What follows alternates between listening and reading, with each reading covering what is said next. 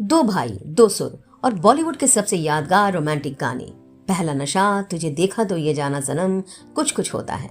हर धुन में उनका जादू था, हर गाने में उनकी पहचान। लेकिन इन सुरों के पीछे सिर्फ पेशेवर मतभेद नहीं थे। मीडिया रिपोर्ट्स के मुताबिक दोनों की पत्नियों के बीच भी केमिस्ट्री नहीं बनती थी और ये इनकम्पैटिबिलिटी कभी कभी उनके पेशेवर तालमेल पर भी असर डालती थी। आज हम आपको बताएंगे पूरी कहानी, सफलता, बहस और टूटती धुनों की। वेलकम टू आरपीज वर्ल्ड, मेरी आवाज सुनो। 90s की वो धुनें जिन्होंने मोहब्बत का एहसास करवाया। पहला नशा, पहला खुमार, तुझे देखा तो ये जाना सनम, कुछ कुछ होता है, हमको हम ही से चुरा लो। हर गाना, हर लफ्ज दिल से निकला और सीधे दिल में उतरा। और इसके पीछे थे दो भाई, जतिन और ललित, दो आत्माएं, एक सुर। लेकिन एक दिन ये सुर बिखर गए।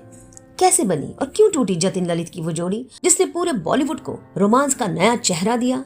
संगीत तो इन दोनों के घरों की सांसों में था। पिता शास्त्रीय गायक और संगीत शिक्षक थे, माँ भी संगीत प्रेमी थी। बहनों की जोड़ी भी संगीत में माहिर और एक्ट्रेस सुलक्षणा पंडित, विजेता पंडित और भी नामी गिरामी म्यूजिशियन इनके परिवार के सदस्य थे। बचपन से ही जतिन और ललित ने सुरों से दोस्ती की। पियानो, तबला, गिटार सब कुछ सीख लिया। दोनों एक दूसरे के पूरक थे। जतिन में धुन का जुनून तो ललित में कंपोजिंग की समझ। पहले छोटे छोटे विज्ञापनों और थीम म्यूजिक में शुरुआत की, फिर धीरे धीरे कदम बढ़ाया बड़े पर्दे की तरफ। पहला बड़ा ब्रेक मिला 1991 यारा दिलदारा फिल्म से, बिन तेरे सनम, जो आज भी कॉलेज लवर्स का फेवरेट है। वो गाना हिट हुआ और जतिन ललित का नाम रातों रात लोगों की जुबान पर चढ़ गया। 1992 में आया जो जीता वही सिकंदर, और उसमें वो एक गाना जिसने पूरी पीढ़ी को दीवाना बना दिया, पहला नशा, पहला खुमार। उस गाने ने मानो हर युवा दिल की धड़कन छू ली। ललित की सॉफ्ट मेलोडी और जतिन का लव थीम एक जादू बन गई। यहीं से शुरू हुआ उनका सुनहरा दौर। और भी कई फिल्में आई, खिलाड़ी, कभी हाँ कभी ना, यस बॉस, हर फिल्म में हिट गानों की बरसात। लोगों ने कहना शुरू कर दिया, अगर 90s में दिल से सुनने लायक कुछ है तो वो है जतिन ललित का म्यूजिक। फिर आया 1995 का दौर, दिल वाले दुल्हनिया ले जाएंगे, DDLJ। आदित्य चोपड़ा की इस फिल्म के गाने आज भी सबसे ज्यादा सुने जाने वाले हैं।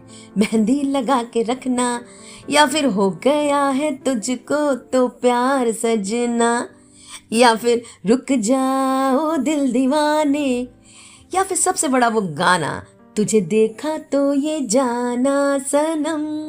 ये सिर्फ गाने नहीं थे दोस्तों, ये उस दौर की पहचान बन गए। फिल्म सुपर डुपर हिट हुई और उससे ज्यादा हिट था उसका म्यूजिक एल्बम। इसके बाद उन्होंने शाहरुख खान के साथ एक और मैजिक किया, कुछ कुछ होता है 1998। लड़की बड़ी अनजानी है, कुछ कुछ होता है, साजन जी घर आए, साजन जी घर आए, हर गाना सुपरहिट। लोग कहते थे शाहरुख करण जौहर की फिल्म तभी पूरी होती है जब उसके सुर जतिन ललित देते हैं। 2000 में जब यशराज बैनर ने मोहब्बतें बनाई तो जतिन ललित ने फिर जादू बिखेरा। हमको हम ही से चुरा लो, आंखें खुली, पैरों में बंधन है, हर धुन में क्लासिकल और मॉडर्न का अनोखा मेल। यश चोपड़ा और आदित्य चोपड़ा के घर के फेवरेट म्यूजिक डायरेक्टर्स बन चुके थे जतिन ललित। इसके बाद तो कई फिल्मों में उन्होंने संगीत दिया। प्यार किया तो डरना क्या, सिलसिला है प्यार का, सरफरोश, जिसमें जिंदगी मौत न बन जाए यारो, आज भी याद है।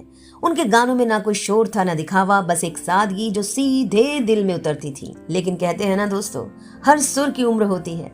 धीरे धीरे सफलता की ऊंचाइयों के बीच उनके रिश्तों में दरार आने लगी। जतिन और ललित के बीच अब पहली जैसी बात नहीं रही। मीडिया रिपोर्ट्स और इंडस्ट्री सूत्रों के अनुसार व्यक्तिगत और पारिवारिक मतभेदों ने उनके बीच की दूरी और बढ़ा दी थी। कुछ लोगों का मानना था कि घरेलू रिश्तों और परिवार के बीच तालमेल बिगड़ गया था, तो कुछ का कहना था क्रेडिट और काम के तरीके को लेकर भी असहमति थी। हालांकि जतिन और ललित दोनों ने कभी इन कारणों पर सार्वजनिक रूप से कुछ नहीं कहा। धीरे धीरे वे अलग अलग समय पर रिकॉर्डिंग करने लगे। कभी एक दूसरे से महीनों बात नहीं होती थी। वो हंसी मजाक, वो धुन बनाते हुए झगड़े जो संगीत को और निखारते थे, अब खामोशी में बदल गए। 2006 के आसपास ये जोड़ी आधिकारिक रूप से अलग हो गई। फिल्म फना 2006 में रिलीज हुई। उनकी आखिरी बड़ी फिल्म मानी जाती है।